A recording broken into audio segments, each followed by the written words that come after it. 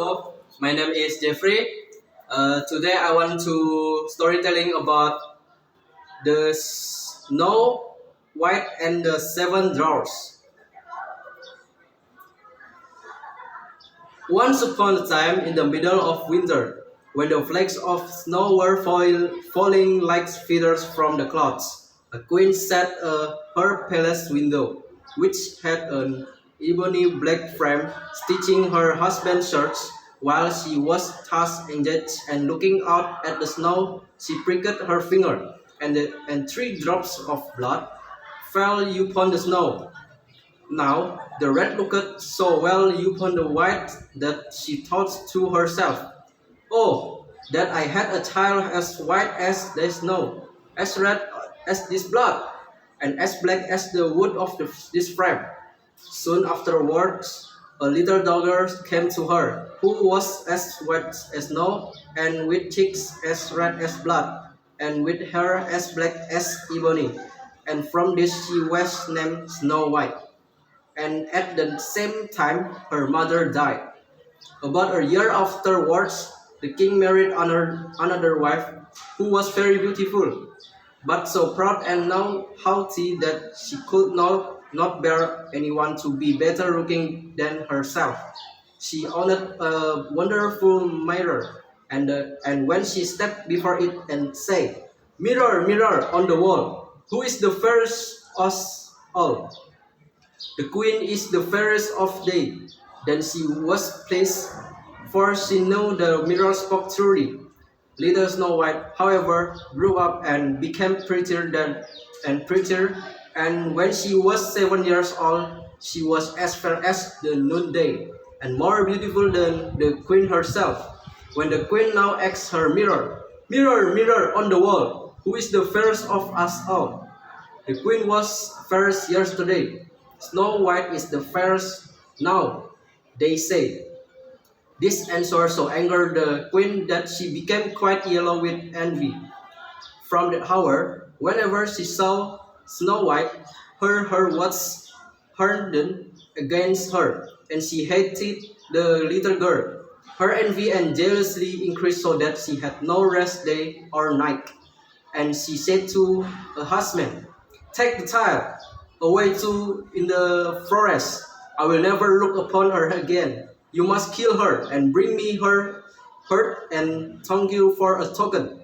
The husband listened and took the maiden away. But when he drew out his knife to kill her, she began to cry, saying, "Ah, dear husband, give me my life. I will run into the wild forest and never come home again." This speech softened and hunter's heart, and her beauty so touched him that he had pity on her and said, "Well, run away then, poor child." But he thought to himself, "The wild beast will soon devour you."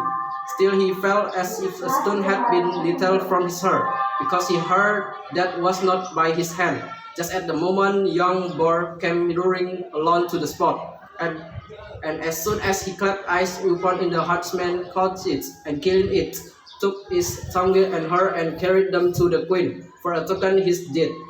But now poor little Snow White was left motherless and alone, and overcome with grief, she was bewildered the stacks of so many trees, and knew though not which way to turn. She ran till her feet refused to go farther, and as it was getting dark, and she saw a little house near, she entered into rest. In this cottage everything was very small, but very neat and elegant.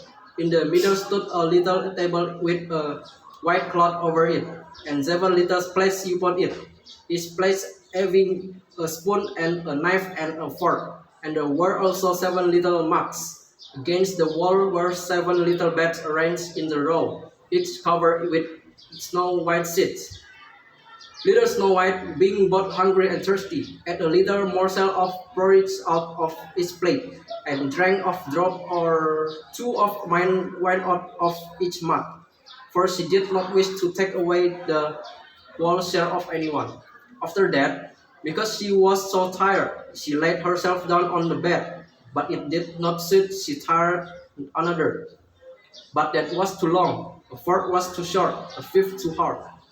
But the seventh was just the sting, and tucking herself up in, she went to sleep, first saying her prayers as usual. When it became quite dark, the owners of the cottage came home. Seven dwarfs who dug for gold and silver in the mountains. They first lighted seven little lamps and saw at once, for they lit up the whole room, that somebody had been in, for everything was not in the order in which they had left it. The first asked, "Who has been sitting on my chair?" The second, "Who has been eating off my plate?" The third said, "Who has been nibbling at my bread?" The fourth, "Who has been at my porridge?" The fifth, "Who has been meddling with my fork?" Who, the sixth grumbled out, "Who has been cutting with my knife?" The seventh said, "Who has been drinking of my mug?" Then the first, looking around, began again. "Who has been lying on my bed?" he asked, for he saw the sheets were tumbled, and there swore that the others came and looking at their beds cried out too, "Someone has been lying in our beds." But the seven little men, running up to his, saw Snow White sleeping in it. So he called his companions, who shouted with wonder and held up their seven lamps, so that the light fell upon the little girl. Oh heavens," said they. What a beauty she is!" And they were so much delighted that they would not awaken her, but left her to sleep. And the seven dwarfs, in whose bed she was, slept with each of his fellows 1 hour, and so passed the night. As soon as morning dawned, Snow White awoke, and was quite frightened when she saw the seven little men, but they were very friendly, and asked her she was called. "My name is Snow White," was her reply. "Why have you come into our cottage?" they asked.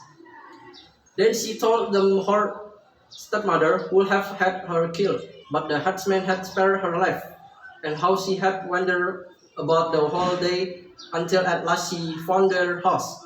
When her tale was finished, the dwarf said, "Will you look after our household, be our cook, make the beds, wash, sew, and knit for us, and keep everything in neat order? If so, we will keep you here, and you shall want for nothing."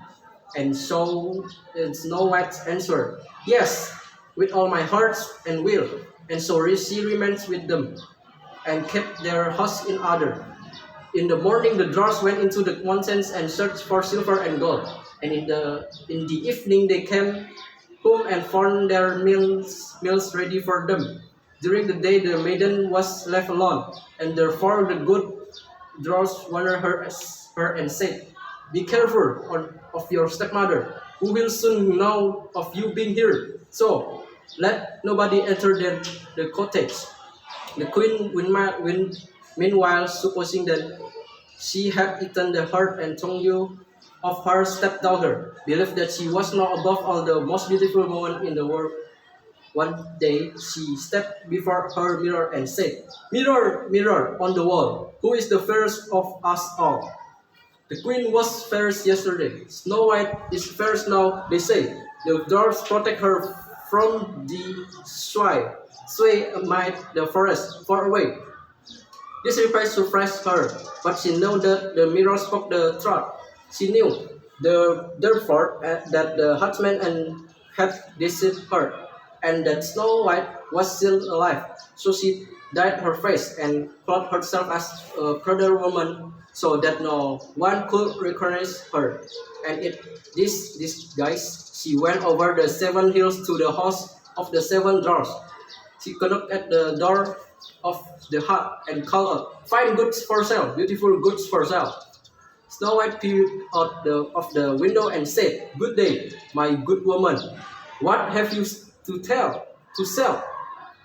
"Fine goods, beautiful goods," she replied. "Styles of all colors," and she held out a pair which were made of many colors silks.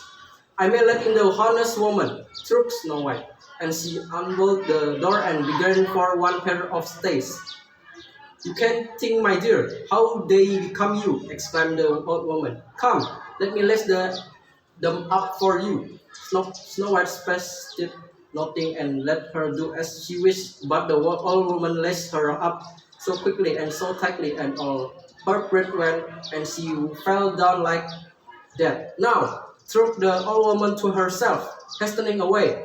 Now I once more the most beautiful of all. At eventide, not long after she had left, the seven dwarfs came home, and were much frightening and at seeing her their little maid. Then, not long after she had left, the seven dwarfs came home and were much frightened at seeing their dear little maid lying on the ground, and neither moving nor breathing as if she were dead. They raised her up, and when they saw she was laced too tight that they cut the stakes to pieces, and presently she began to breathe again, and little by little she revived. When the dwarfs now heard what had taken place, they said, "The old pleather woman was no other than your wicked stepmother. Take more care of yourself, and let no one enter when we are not with you." Meanwhile, the queen had reached home, and going before her mirror, she repeated her usual word. "Mirror, mirror on the wall, who is the fairest of us all?" The queen was fairest yesterday. Snow White is fairest now, they say. The dwarf protect her from the sway amid the forest far away. As soon as it had finished, all her blood rushed to her heart, for she was so angry to hear that Snow White was yet living. But now, thought she to herself, "Will I make something which shall destroy her completely?" Thus saying, she made a poisoned come by arts which she understood, and then, disguising herself, she took the form of an old widow. She went over the seven hills to the house of the seven dwarfs, and knocking at the door, called out, "Good wares to sell today." Snow White peeped out and said, "You must go further, for I dare not let you in." "But still you make look," said the old woman, drawing out her poison cum and holding it up. The sight of this pleased the maiden so much that she allowed herself to be persuaded and opened the door. As soon as the head bore something, the old woman said, "Now let me for once come your help properly." And Snow White considered. But scary was the cum drawn to the hair when the poison began to work, and the maiden fell down senseless. "You pattern of beauty," cried the wicked queen, "it is now all over with you." And so saying, she departed. Fortunately, evening soon came, and the seven dwarfs returned. And as soon as they saw Snow White lying like that upon the ground, they superstited the queen, and discovering the poisoned cum, they immediately drew it out. Then the maiden very soon revived and told them all that had happened. So again they warned her against the wicked stepmother, and bade her open the door to nobody. Meanwhile, the queen, on her arrival home, had again consulted her mirror and received the same answer as twice before.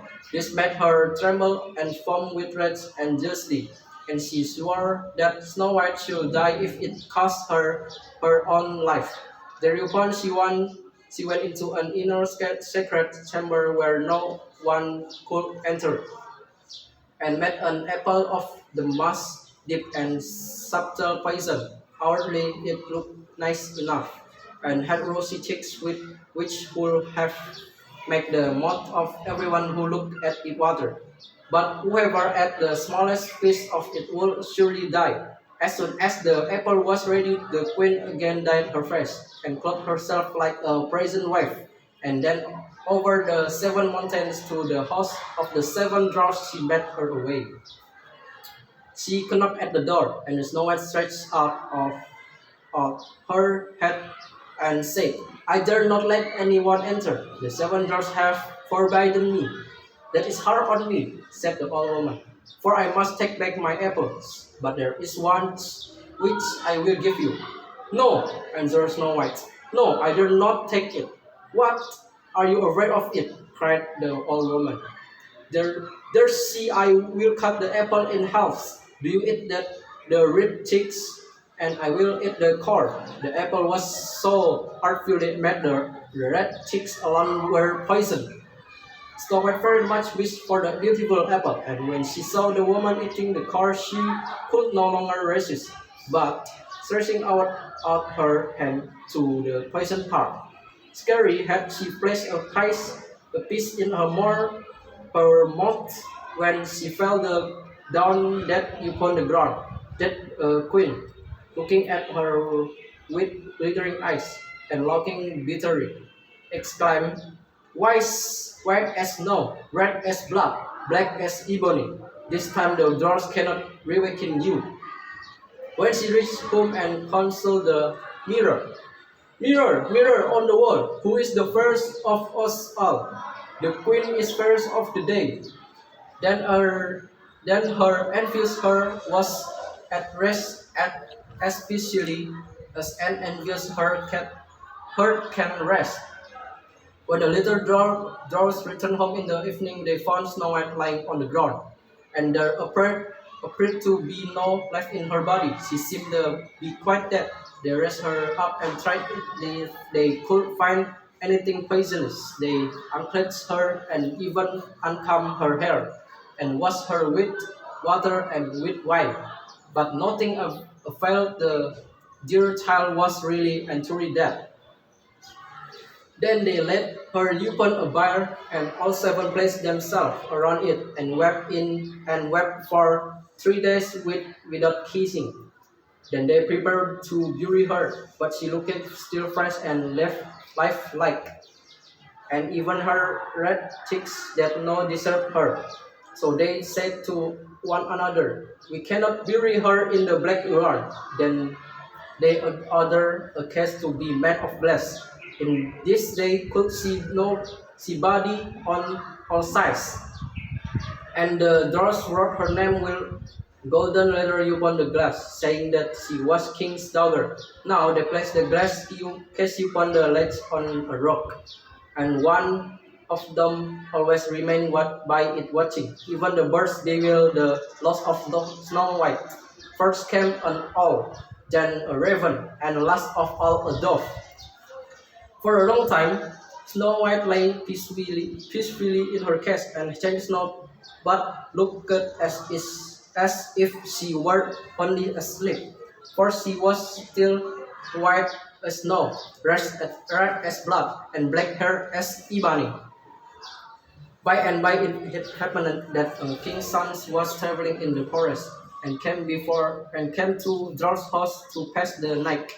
He soon saw the glass case upon the rock, and the beautiful maiden lying waiting, and he read also the golden inscription. When he had examined it, he said to the dwarfs, "Let me have this case, and I will pay what you like for it." But the dwarfs replied, "We will not sell it for all the gold in the world." "Then give it to me," said the prince, "for I cannot live without Snow White. I will honor and protect her as long as I live." When the dwarfs saw he was so much in earnest, they pitied him, and at last gave him the case. The prince ordered him to be carried away the shoulders of his attendants. Presently it happened then that they stumbled over a rock, and with the shock the piece of poisoned apple which lay in Snow White's mouth fell up. Very soon she opened her eyes, and raising the lid of the glass case, she rushed up and asked, "Where am I?" Full of joy, the prince answered, "You are safe with me." And he told to her what she suffered, and how he will rather have her than any other for his wife. And he asked her to accompany him home to the castle of the king his father. Snow White consents, and when they arrived there, they were married with great splendor and magnificence. Snow White's stepmother was also invited to the wedding, and when she was dressed in all her finery to go, she first stepped in front of her mirror and asked, "Mirror, mirror on the wall, who is the fairest of us all?" The queen was fairest yesterday, the prince's bridge is now, they said. And this word the queen was in a fury and was so terribly mortified that she knew not what to do with herself. At first she resolved not to go to the wedding, but she could not resist the wish to see the princess, so she went. But as soon as she saw the bridge, she recognized Snow White and was so terrified with rage and astonishment that she rushed out of the castle and was never heard of again. That's all for my storytelling. Thank you so much.